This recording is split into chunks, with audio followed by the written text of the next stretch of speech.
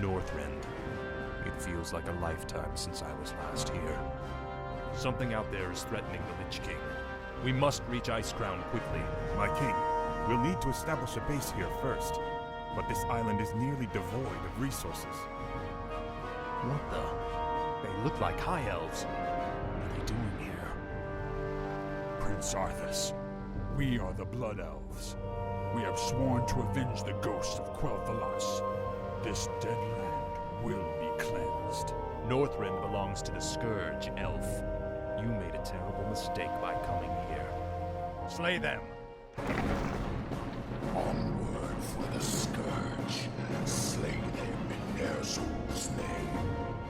Who the...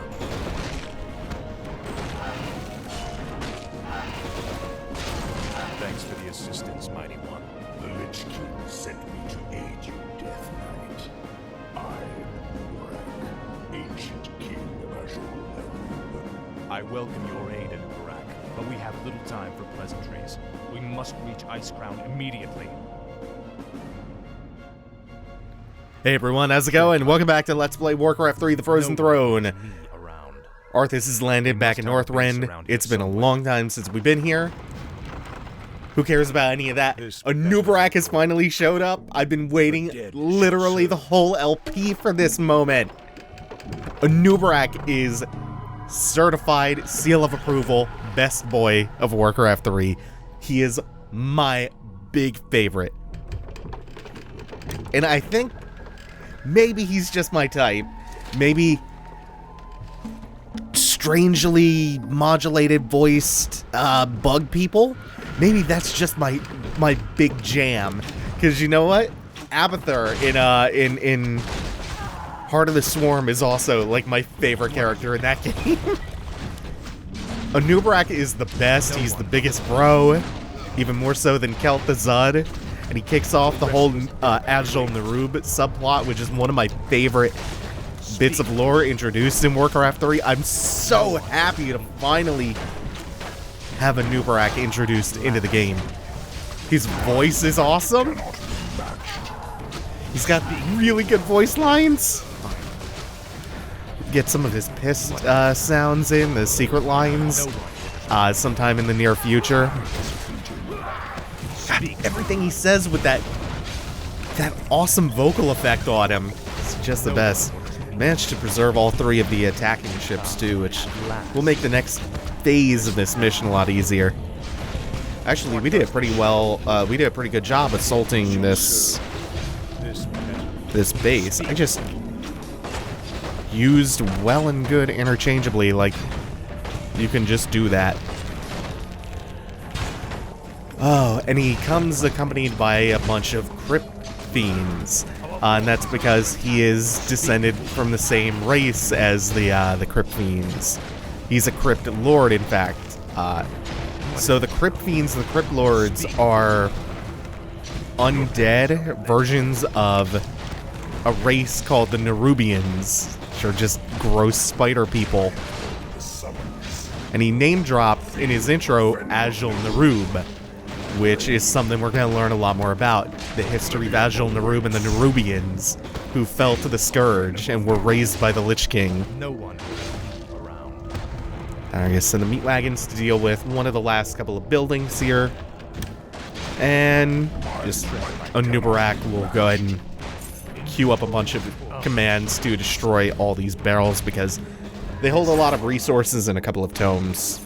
And while he's still doing that, Arthas will collect the goods. I serve only the Frozen Throne. These elves are pathetic. It's no wonder we destroyed their homeland so easily. Pity I wasn't there to stop you.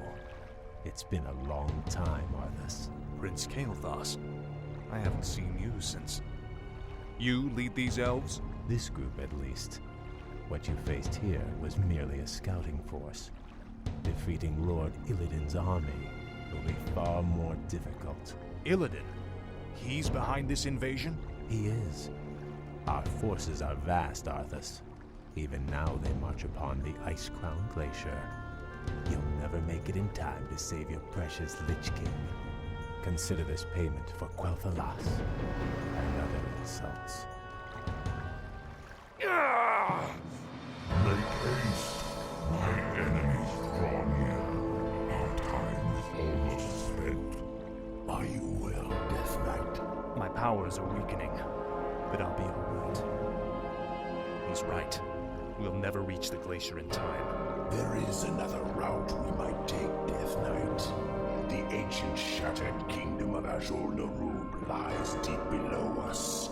Though it has fallen on dark times, it could provide us a direct shortcut to the glacier. We have little choice. Lead on, Anub'arak. No one orders me. Alright, so we're... Ah, wow, yeah, we did a great job with that attack, because the majority of our units survived. We lost very little. There's a dragon that lives in the hills nearby. The creature may hold artifacts that could protect us on our march.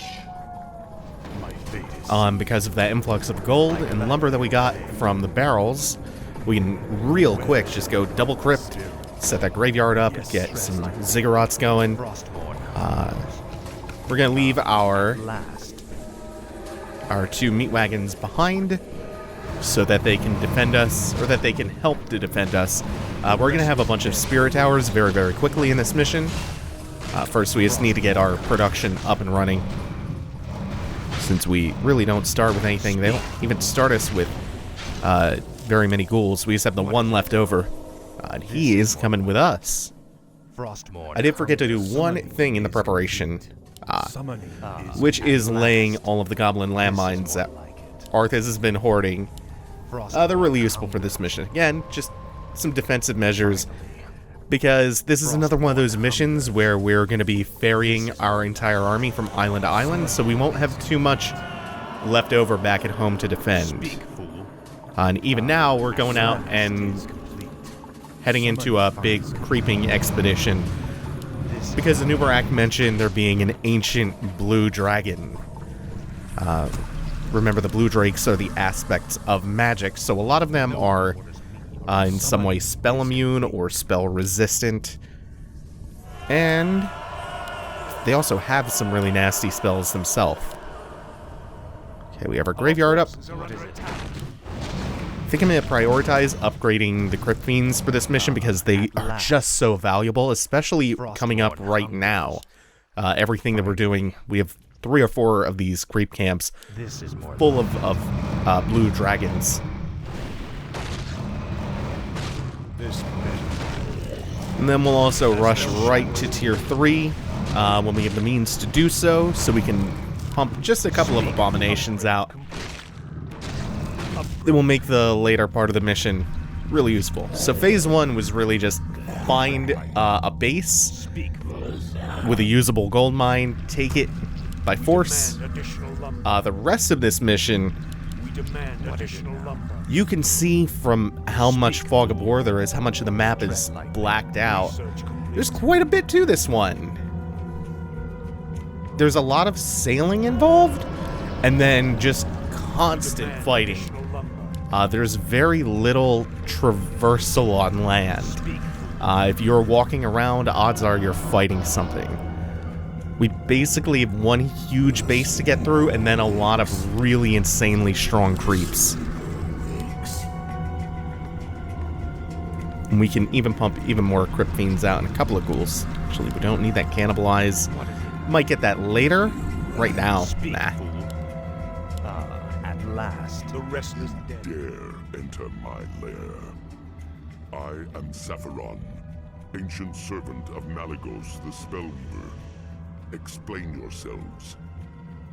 Sorry we don't have time to chat, Great Worm. We've come to murder you and steal whatever artifacts you've hoarded over the centuries. Honesty? How refreshing. None may challenge Sapphiron and live. Snake men? Who the hell are they? I have never seen their like in Northrend before. Not only does Arthas not see them, they were dead before Sapphiron's dialogue finished, because they went right through the landmines and then came up against a bunch of spirit towers and meat wagons. So this fight can take a toll. No one orders me. Especially What does the if you lost a lot in that first attack against the Blood Elf base. Luckily, we have the Scroll of Protection that we just got, and most of our army was intact, but we're still losing quite a bit. And we'll probably have a couple more losses to deal with. That's no problem, though. This is just wave 1 of our attack. And... yeah, I forgot. Sapphiron and the other blue dragon here are spell immune, and the Necromancer does magic damage, so it literally cannot hit them, assist me in any way. I mean, I could stick around and raise a few corpses, but nah, it's not worth losing the Necromancer just for those couple of skeletons. Already lost 2 of them by accident. At least I still have enough power to do this.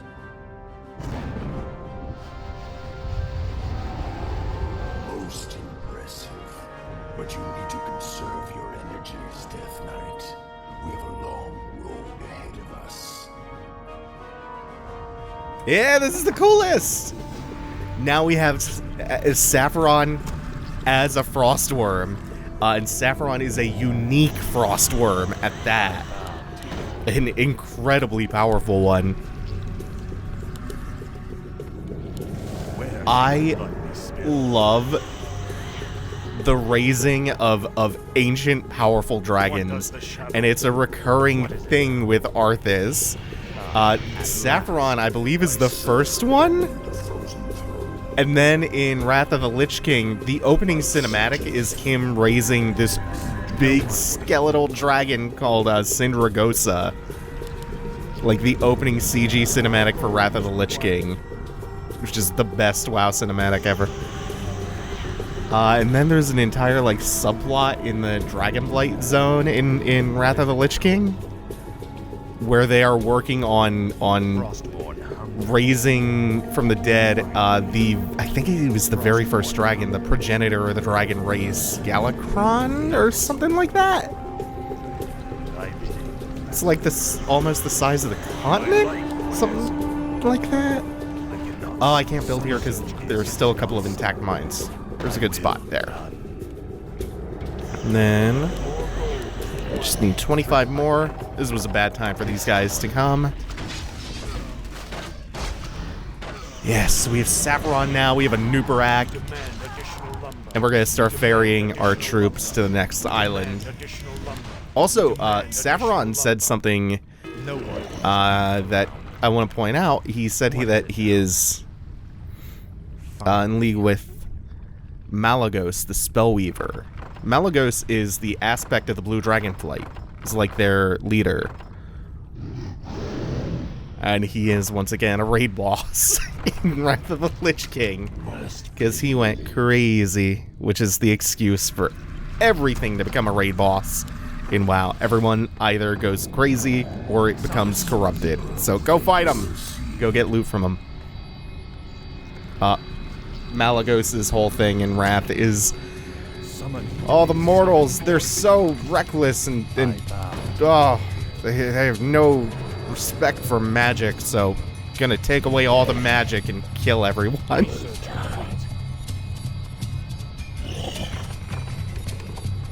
And for some reason hangs out in Northrend. Alright, it's time to take Sapphiron and our entire fleet and head for the next Naga base. Oh, you guys want to pull back a little bit. The transport ships are actually pretty durable, so they're not in too much danger. In fact, if they could soak up a few hits, that would be super nice. I would still like 2 or 3 of... Nah, well, we're gonna have 2. 2 of my attack ships to help the transport ships on board, to make that process a little bit smoother. You know, soak up a couple of hits and do a little bit of damage to the buildings on the towers nearest the shore that we're heading towards.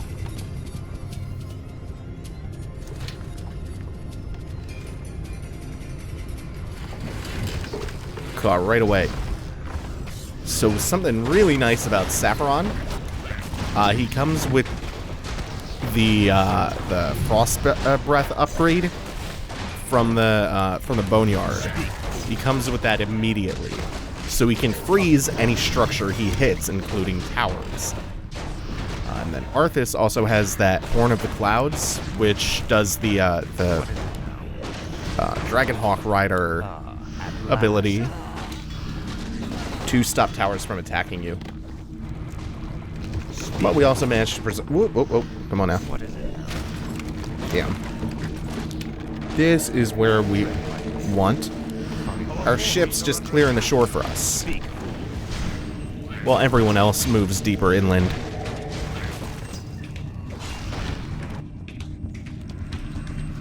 Now that we have this complete, we really would like that plague. Also, you can see to the left there is the Gazoom Corpses upgrade for the meat wagons. Oh! Also, because the debuff that Sapphiron or the Frostworms place on buildings lasts for a little bit, the thing that freezes them cold. What you can actually do with Sapphiron is micro him between buildings so he's hitting 1 or 2 at a time, and you can keep multiple buildings frozen with just one Frostworm, like this. Ah, well. Didn't get to show that super well because the tower died just as I was finishing the explanation, but you get what I mean. It lasts about 5 seconds. So you can do like so. Oh, come on. Don't destroy the transport ships. I still need those for the second wave of units. Also, Sapphiron was getting awfully low. Do not lose Sapphiron. He is such an asset to you in this mission. He also has a Frost Nova, which is crazy valuable. He has a nuke, very high base damage, very high health, and his breath freezes buildings. And he's spell immune! Goddamn, Sapphiron's so good. He is just as devastating on your side as when we fought him. Except now we have the ability to micro him and heal him. It's actually really nice that his spell immunity does not apply to allies, so we can constantly death coil him to keep him healthy.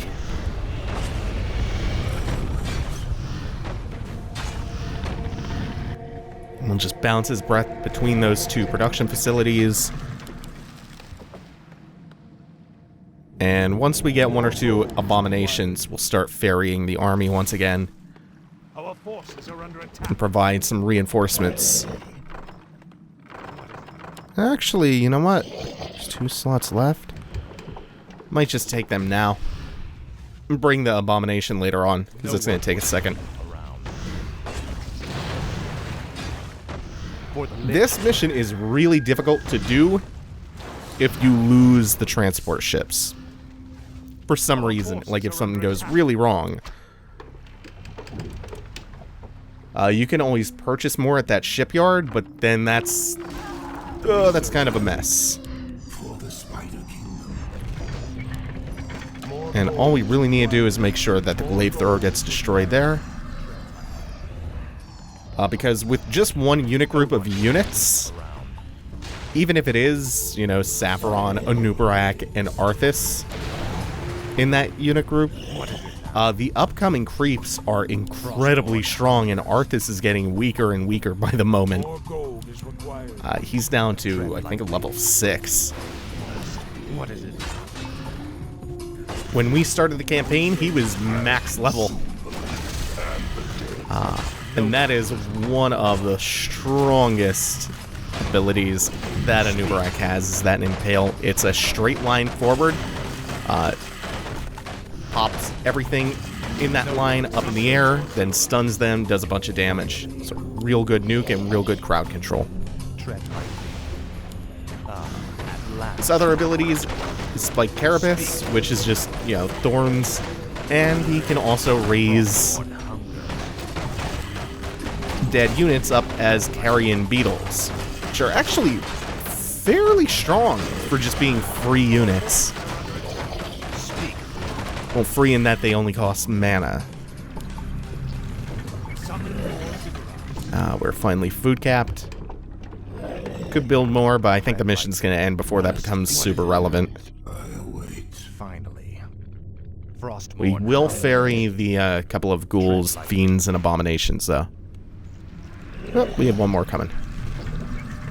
Yes. Just in case things somehow go horribly awry, might as well. I mean, I'm not doing anything with the money anyway. And you getting to that ghoul's pretty cool.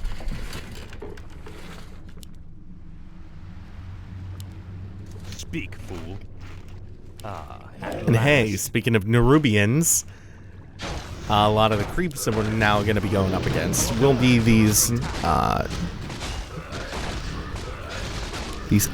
actual Nerubians. I don't know if these ones are undead or not. I don't know if they're just crypt fiends or still living denizens of Azjol-Nerub. Let's get everyone nice and over here, though. Also, really important to destroy these Nerubian ziggurats, because they will spawn extra units, which is not too big of a deal here because there aren't that many to deal with yet. But during the last creep section of Nerubians you go up against, they can just reinforce so quickly and indefinitely that you can wind up losing a war of attrition if you're not careful.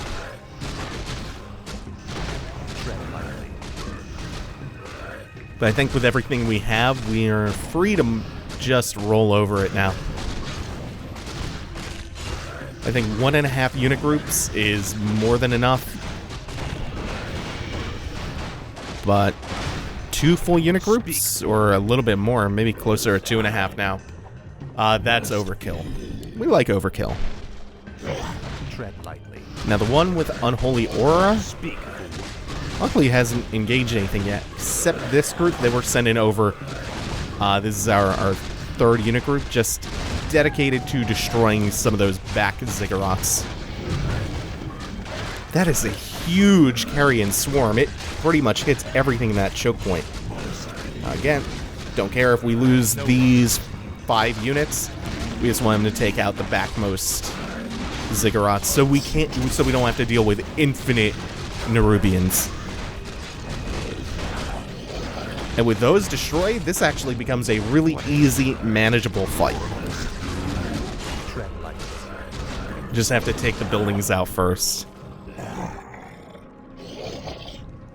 And now we have one more fight ahead of us, and it's another really big one. Against not level 10, but level 15 creeps. It gets pretty absurd. But, ooh, wow. We have overwhelming force on our side.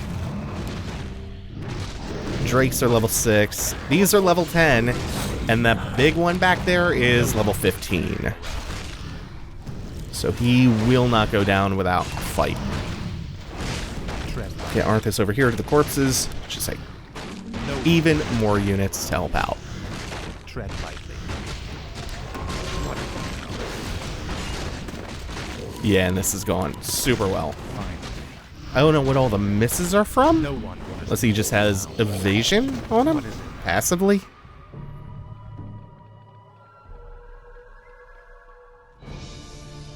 You're certain we can reach the glacier through these tunnels? Nothing is certain, Death Knight. The ruins will be perilous, but it's worth the risk. All right, let's go.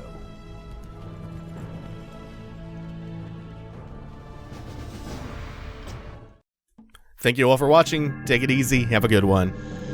We're getting to Azjol-Nerub soon.